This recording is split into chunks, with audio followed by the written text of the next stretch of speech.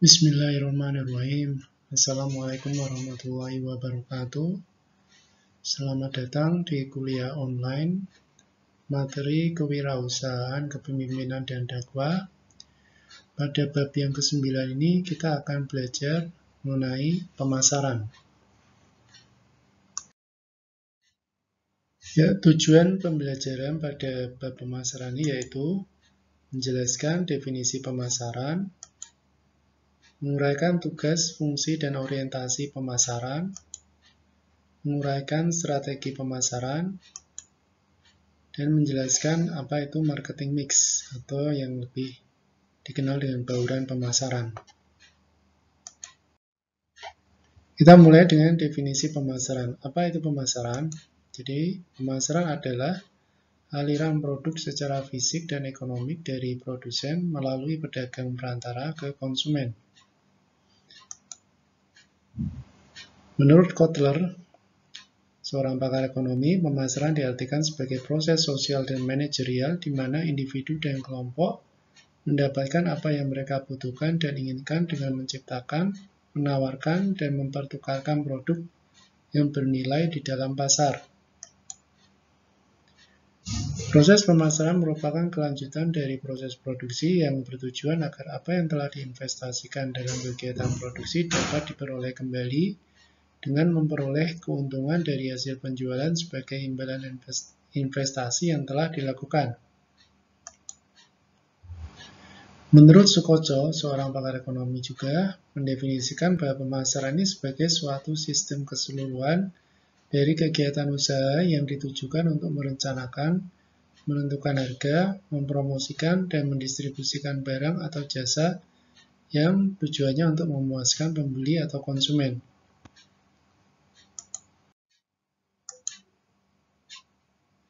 Pemasaran ini memiliki konsep inti yaitu kebutuhan, keinginan, dan permintaan. Memenuhi kebutuhan dan keinginan konsumen sebagai faktor kunci pemasaran sangat tepat karena saat ini pemasaran akan dihadapkan tingkat persaingan yang sangat ketat. Jadi kuncinya bagi pemasaran yaitu untuk mengetahui apa yang dibutuhkan dan diinginkan oleh konsumen.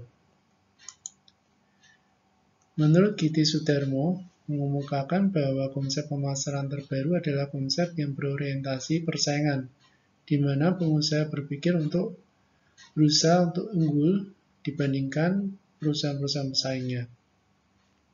Jadi konsep ini tidak hanya menekankan untuk melayani konsumen dengan sebaik-baiknya, tapi juga harus berusaha untuk tampil meyakinkan dan memuaskan konsumen dibandingkan dengan perusahaan pesaing. Nah, kemudian pemasaran sendiri ini mempunyai fungsi yang bermacam-macam. Yang pertama yaitu fungsi perdagangan atau merchandising. Perencanaan yang berkenaan dengan pemasaran produk, barang, dan atau jasa yang tepat dalam jumlah yang tepat, harga yang sesuai atau selaras, termasuk di dalamnya faktor-faktor lain seperti bentuk, ukuran, kemasan, dan sebagainya. Kemudian yang kedua yaitu fungsi pembelian atau buying. Peranan perusahaan dalam pengadaan bahan sesuai dengan kebutuhannya. Fungsi penjualan. Meyakinkan orang membeli suatu produk yang mempunyai arti komersial baginya. Yang selanjutnya itu fungsi transportasi. Itu perencanaan, seleksi, dan pengarahan semua alat pengangkutan untuk memudahkan produk, barang, dan atau jasa dalam proses pemasaran.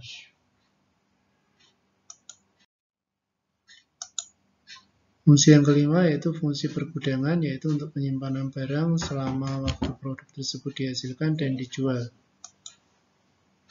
Yang keenam, fungsi standarisasi, penetapan batas-batas dasar berupa perincian yang harus dipenuhi oleh produk, termasuk di dalamnya grading atau penilaian, yakni memilih kesatuan dari suatu produk yang dimasukkan ke dalam kelas-kelas dan derajat-derajat yang sudah ditetapkan dengan standarisasi. Yang ketujuh itu fungsi keuangan atau finance, usaha mencari dan mengurus modal dan kredit yang langsung bersangkutan dengan transaksi dalam mengalirkan produk, barang, dan atau jasa yang dari produsen ke konsumen. Fungsi komunikasi, segala sesuatu yang dapat memperlancar hubungan di dalam perusahaan dan di luar perusahaan. Yang 9, fungsi resiko, fungsi untuk menangani atau menghadapi resiko kerugian karena kerusakan, kehilangan, atau anjloknya harga di pasaran. Jadi pemasaran ini mempunyai beberapa tugas, diantaranya yang pertama mengubah orang yang tidak suka terhadap suatu produk menjadi suka atau konversional marketing. Kemudian mendorong kebutuhan orang yang tidak berminat atau mengetahui, stimulational marketing. Mengembangkan pemenuhan kebutuhan yang belum terpenuhi, mengaktifkan keinginan atas produk yang stabil atau permintaan terhadap produk yang menurun. Yang kelima, menyelaraskan pola permintaan agar sesuai dengan pola penawaran, memelihara tingkat penjualan yang sudah ada terhadap suatu produk, mengurangi tingkat penjualan yang sudah ada terhadap suatu produk tertentu, merintangi permintaan atau keinginan terhadap suatu produk tertentu. Pakar ekonomi bernama Kotler mengungkapkan bahwa terdapat 4 konsep yang dapat dipilih oleh perusahaan untuk melaksanakan kegiatan pemasarannya, yaitu konsep produksi. Konsep ini menyatakan bahwa konsumen akan menyukai produk yang tersedia di banyak tempat dan ditawarkan dengan harga yang murah. Jadi asumsi ini berlaku dalam dua situasi. Jika permintaan atas produk melebihi penawaran, di mana konsumen lebih tertarik mendapatkan produk daripada keistimewaan produk tersebut. Jadi yang penting di sini adalah bagaimana konsumen bisa mencari produk dengan harga yang semurah mungkin. Jadi tidak melihat kualitas atau keistimewaan produk tersebut, tapi lebih kepada harganya. Yang kedua, ketika biaya produk tinggi dan harus diturunkan untuk memperluas pasar. Pusat perhatian perusahaan pada upaya untuk mencapai efisiensi produksi yang tinggi dan distribusi yang luas. Jadi di sini biaya produksi yang tinggi, makanya perusahaan berusaha untuk menurunkan bagaimana cara menurunkan dengan memperluas pasarnya, memperluas distribusinya, supaya bisa menekan biaya produksi tinggi dan bisa mencapai pangsa pasar yang luas. Kemudian konsep produksi yang kedua yaitu konsep produk yang menyatakan bahwa konsumen akan menyukai produk yang menawarkan mutu, kinerja, dan pelengkap inovatif yang terbaik. Dengan konsep ini, perusahaan memusatkan perhatian pada usaha untuk menghasilkan produk yang unggul dan terus menyempurnakannya. Jadi fokusnya di sini adalah kepada kualitas. Berkebalikan dari konsep yang sebelumnya, lebih kepada harga yang murah. Yang ketiga yaitu konsep penjualan yang menyatakan bahwa konsumen jika diabaikan biasanya tidak akan membeli produk perusahaan dalam jumlah yang cukup. Oleh karena itu, perusahaan harus bisa melakukan upaya penjualan dan promosi yang agresif. Jadi di sini ketika konsumen mulai meninggalkan produk perusahaan tersebut harus melakukan upaya penjualan dan promosi yang agresif. Yang keempat yaitu konsep pemasaran. Konsep ini menyatakan bahwa kunci meraih tujuan perusahaan adalah menjadi lebih efektif daripada pesaing dalam memadukan kegiatan pemasaran guna menetapkan dan memuaskan kebutuhan dan keinginan konsumen sebagai pasar sasaran. Strategi pemasaran apa yang kita pakai? Yaitu yang pertama yang terkenal adalah segmentasi pasar atau segmenting. Apa yang dimaksud dengan segmentasi pasar? Yaitu kegiatan membagi pasar yang sifatnya heterogen dari suatu produk ke dalam satuan pasar atau segmen pasar yang sifatnya lebih homogen. Jadi di sini perusahaan akan lebih bisa fokus untuk mendistribusikan atau melakukan penjualan produknya dengan melakukan segmentasi pasar. Jadi ada beberapa pedoman bagi perusahaan agar bisa mendekati pasar, yakni pemasaran massal. Jadi penjualan produksi massal, mendistribusikan massal, dan mempromosikan massal satu produk kepada semua pembeli. Biaya produksi dan harga menjadi lebih murah dan dapat menciptakan pasar potensial yang paling besar. Yang kedua yaitu pemasaran berbagai produk. Jadi penjual memproduksi 2 macam produk atau lebih yang mempunyai sifat, gaya, mutu, ukuran, dan sebagainya berbeda. Konsumen memiliki selera berbeda yang berubah setiap waktu dan selalu mencari variasi serta perubahan. Jadi di sini perlunya bagi penjual atau perusahaan mengantisipasi konsumen yang meninggalkan produknya karena mungkin sudah jenuh atau bosan, maka perusahaan bisa menciptakan atau memproduksi dua macam produk yang mempunyai sifat daya mutu dan ukuran yang berbeda dari produk sebelumnya, sehingga konsumen bisa tertarik dan tetap membeli produk dari perusahaan tersebut. Pemasaran terarah, jadi penjual mengenali berbagai segmen pasar, memilih satu atau beberapa di antaranya dan mengembangkan produk serta program pemasaran yang disesuaikan dengan karakteristik masing-masing konsumen. Jadi sifatnya adalah terarah, fokus pada satu segmen atau beberapa supaya bisa lebih mengembangkan produknya. Bagaimana perusahaan membuat segmentasi pasar? Jadi perusahaan biasanya melakukan beberapa strategi segmentasi berikut ini. Yang pertama yaitu segmentasi geografik. Segmentasi ini melakukan pembagian pasar menjadi beberapa unit secara geografik seperti negara, regional, provinsi, kota, wilayah kecamatan, kelurahan, dan kompleks perumahan. Banyak perusahaan dewasa ini meregionalkan program pemasaran produknya dengan melokalkan produk, iklan, promosi, dan usaha penjualan agar sesuai dengan kebutuhan masing-masing regional, kota, bahkan kompleks perumahan. Yang kedua yaitu segmentasi demografi. Segmentasi ini membagi pasar menjadi kelompok berdasarkan variabel jenis kelamin, umur, status perkawinan, jumlah keluarga, umur anak, pendapatan, jabatan, lokasi geografi, mobilitas, kepemilikan rumah, pendidikan, agama, ras, atau kebangsaan. Yang ketiga yaitu segmentasi psikografik. Membagi pembeli menjadi kelompok berbeda berdasarkan pada karakteristik kelas sosial, gaya hidup, atau kepribadian. Jadi lebih kepada kepribadian atau psikologisnya. Nah, dalam kelompok demografik, orang yang berbeda dapat mempunyai ciri psikografik yang berbeda pula. Yang keempat yaitu segmentasi tingkah laku. Segmentasi tingkah laku ini mengelompokkan pembeli berdasarkan pada pengetahuan, sikap, penggunaan, atau reaksi mereka terhadap suatu produk. Banyak pemasar meyakini bahwa variabel tingkah laku merupakan awal yang paling baik untuk membentuk segmen pasar. Kenapa perusahaan perlu melakukan segmentasi? Jadi perusahaan perlu melakukan segmentasi karena perusahaan dapat lebih baik memahami perilaku segmen pasar yang lebih homogen sehingga dapat lebih baik dalam melayani kebutuhan mereka. Program pemasaran dapat lebih diarahkan sesuai dengan perilaku dan kebutuhan masing-masing segmen pasar. Apabila pasar terlalu luas dan perilaku sangat beragam, perusahaan dapat memilih satu atau beberapa segmen pasar saja, sehingga kapasitas pasar dapat lebih sesuai dengan luas segmen-segmen pasar yang terbentuk.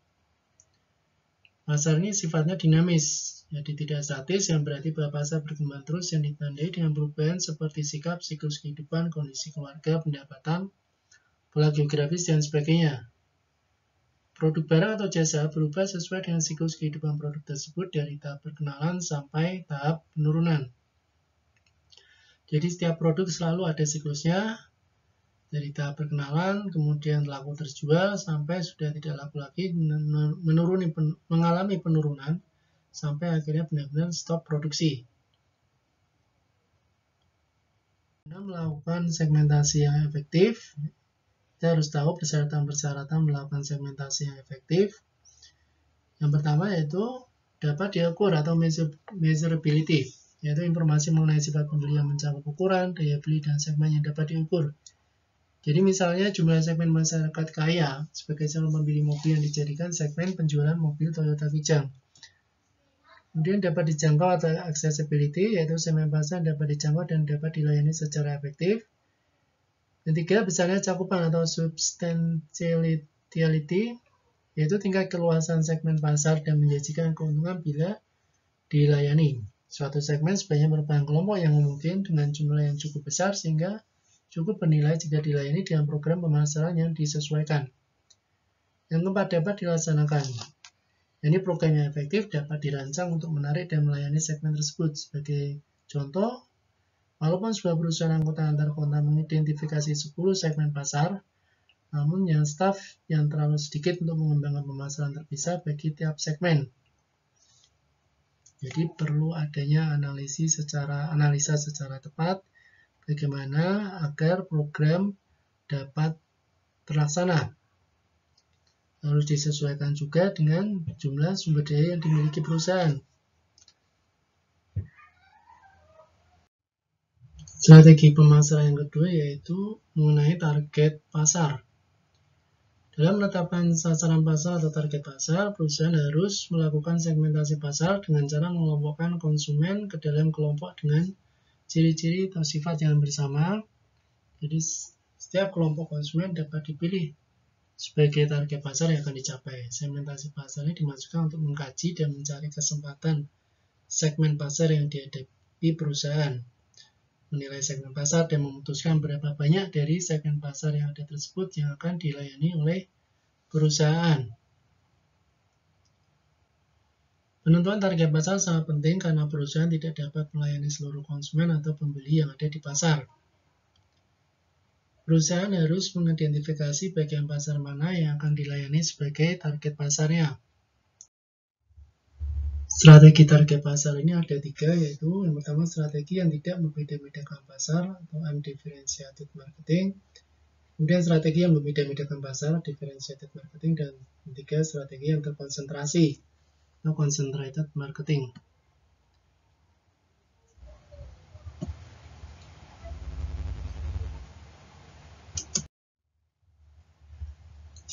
Yang pertama itu undifferentiated marketing, strategi yang tidak membeda-bedakan pasar. Jadi di sini kita harus meninjau pasar secara keseluruhan, memusatkan perhatian pada kesamaan kebutuhan konsumen, menghasilkan dan memasarkan satu macam produk, menarik semua konsumen dan memenuhi kebutuhan semua konsumen, pasar yang dituju dan teknik pemasarannya bersifat massal, ditujukan kepada segmen terbesar yang ada dalam pasar. Yang kedua yaitu differentiated marketing, jadi di sini melayani 2 atau lebih kelompok konsumen tertentu dengan jenis produk yang tertentu pula, menghasilkan dan memasarkan produk yang berbeda melalui program pemasaran yang berbeda untuk tiap kelompok konsumen tertentu tersebut, mengarahkan usahanya pada keinginan konsumen, memperoleh loyalitas, kepercayaan, serta pembelian ulang dari kelompok konsumen tertentu tersebut. Yang ketiga yaitu concentrated marketing, memilih segmen pasar tertentu, memusatkan segala kegiatan pemasaran pada satu atau lebih segmen pasar yang akan memberikan keuntungan terbesar, mengembangkan produk yang lebih ideal dan spesifik bagi kelompok konsumen tersebut, dan memperoleh kedudukan atau posisi yang kuat di dalam segmen pasar tertentu yang dipilih. Faktor-faktor apa yang mempengaruhi strategi target pasar tadi? Yaitu sumber-sumber perusahaan. Jadi bila sumber daya yang dimiliki sangat terbatas, maka strategi target pasar yang tepat adalah concentrated marketing, karena akan lebih terkonsentrasi, lebih fokus. Yang kedua itu homogenitas produk. Untuk produk yang homogen, maka strategi yang tepat untuk target pasarnya adalah undifferentiated marketing. Tahap-tahap dalam siklus kehidupan produk. Strategi yang tepat bagi produk baru adalah undifferentiated marketing. Untuk produk-produk yang banyak variasinya dapat digunakan juga concentrated marketing. Pada tahap kedewasaan produk digunakan strategi differentiated marketing. Yang keempat itu homogenitas pasar. Undifferentiated marketing cocok digunakan karena pembeli punya cita rasa yang sama, jumlah pembeli yang sama, dan memiliki reaksi yang sama terhadap usaha pemasaran perusahaan. Kemudian strategi pemasaran pesaing. Bila menghadapi pesaing yang menempuh strategi yang sama dengan strategi perusahaan, maka perusahaan harus lebih aktif mengadakan segmentasi untuk mendapatkan keberhasilan. Penentuan target perusahaan. Jadi sini sasaran harus diurutkan secara hierarkis, dari yang paling penting hingga ke sasaran yang kurang penting untuk dicapai. Contoh sasaran utama perusahaan dalam suatu periode tertentu adalah peningkatan tingkat pengembalian investasi. Hal ini dapat dicapai dengan peningkatan pendapatan dan atau pengurangan jumlah modal yang diinvestasikan. Pendapatan dapat ditingkatkan dengan melakukan upaya peningkatan pangsa pasar dan atau harga jual. Yang kedua itu sasaran harus dinyatakan secara kuantitatif, misalnya peningkatan pendapatan sebesar 25% per tahun atau peningkatan volume penjualan sebanyak 15 ton per bulan. Yang ketiga itu sasaran harus realistis. Kepemilikan dan kemampuan sumber daya perusahaan dan kondisi lingkungan eksternal harus menjadi bahan pertimbangan. Tentunya harus dilengkapi dengan data dan fakta. Yang keempat yaitu sasaran harus konsisten. Contoh, tidak mungkin memaksimalkan penjualan dan laba secara serentak. Tentunya laba hanya dapat ditingkatkan apabila telah mampu meningkatkan penjualan terlebih dahulu.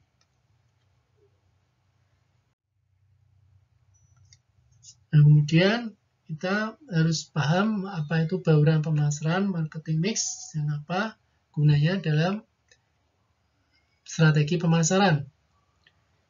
Bauran pemasaran ini adalah perangkat alat pemasaran yang digunakan oleh perusahaan untuk mencapai tujuan dalam pasar sasaran.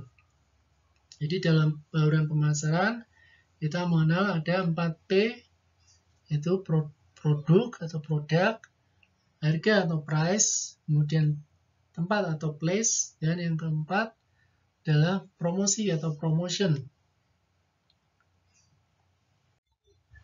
Yang pertama yaitu produk atau produk. Apa itu produk? Jadi sekumpulan atribut yang nampak maupun yang tidak nampak, mencakup warna, bentuk, aroma, kemasan, dan sebagainya yang diterima oleh konsumen dan dapat memenuhi kebutuhannya. Strategi produk dalam bauran pemasaran merupakan unsur paling penting karena dapat mempengaruhi strategi pemasaran lainnya. Strategi produk yang dapat dilakukan mencakup keputusan tentang acuan bauran produk atau produk mix, merek dagang atau brand, cara pengemasan atau kemasan produk, produk packing, serta tingkat kualitas dari produk dan pelayanan yang diberikan. Kualitas produk memiliki peran yang cukup signifikan dalam upaya untuk mempertahankan kelangsungan hidup perusahaan. Melakukan produksi tanpa memperhatikan kualitas dari produksi berakibat berpindahnya pelanggan ke produk pesaing yang pada akhirnya akan menurunkan pendapatan perusahaan. Yang kedua yaitu harga atau price. Kita tahu uang yang harus dibayarkan oleh konsumen untuk mendapatkan barang atau dengan kata lain adalah jumlah nilai yang ditukarkan oleh konsumen dengan manfaat atas menggunakan produk perusahaan. Harganya adalah salah satu kunci keberhasilan perusahaan dalam melaksanakan aktivitas pemasarannya adalah kebijakan dalam penentuan harga. Hal ini penting karena harga yang ditetapkan oleh perusahaan akan menjadi bahan pertimbangan bagi konsumen untuk mengambil keputusan dalam pembelian produk. Yang ketiga yaitu distribusi atau tempat atau place. Kegiatan distribusi ini merupakan kegiatan penyampaian produk agar sampai ke tangan konsumen pada waktu yang tepat. Kebijakan distribusi merupakan salah satu strategi perencanaan pemasaran terpadu yang meliputi penentuan saluran pemasaran dan saluran distribusi. Saluran distribusi ini merupakan jalur yang digunakan perusahaan untuk menyalurkan produknya baik secara langsung ke konsumen atau dengan menggunakan jasa lembaga pemasaran atau perantara. Dalam memilih saluran distribusi, perusahaan sedapat mungkin menyesuaikan dengan keadaan, misal jenis produk yang dihasilkan, biaya yang dikeluarkan, waktu, resiko, luas wilayah, mutu produk, serta keuntungan yang akan diperoleh. Keempat yaitu promosi atau promotion. Jadi ketatnya persaingan dalam merebut pangsa pasar, maka promosi dapat dijadikan sebagai salah satu peralatan manajemen yang berguna untuk menjalin komunikasi kepada konsumen dengan maksud mempengaruhi dan mendorong konsumen untuk membeli produk yang ditawarkan oleh perusahaan. Jadi kegiatan promosi dilakukan dengan cara langsung bertatap muka dengan calon konsumen atau sering dikenal dengan personal selling ataupun melalui media cetak ataupun elektronik.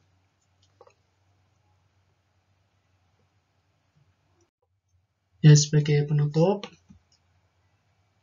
jadi di sini dari apa yang telah saya sampaikan atau saya bagikan, aspek pemasaran ini sebaiknya dianalisis sebelum melaksanakan aktivitas produksi. Jadi dengan menganalisis pemasaran dari gagasan produk yang telah ditetapkan, maka seorang wirausahawan dapat menetapkan dan mengetahui calon konsumen beserta karakteristiknya sehingga mendapatkan gambaran terkait dengan kebutuhan dan keinginan calon konsumen tersebut baik dalam jumlah maupun kualitasnya. Gambaran mengenai kebutuhan dan keinginan calon konsumen yang telah diperoleh melalui analisis aspek pemasaran ini selanjutnya akan dijadikan dasar untuk bisa merancang aspek produksi. Proyeksi permintaan calon konsumen yang diperoleh dari rancangan aspek pemasaran harus dijadikan acuan untuk menentukan jumlah produk yang akan diproduksi. Ya, demikian yang dapat saya sampaikan dari materi kali ini mengenai bab pemasaran. Semoga dapat bermanfaat. Terima kasih. Wassalamualaikum warahmatullahi wabarakatuh.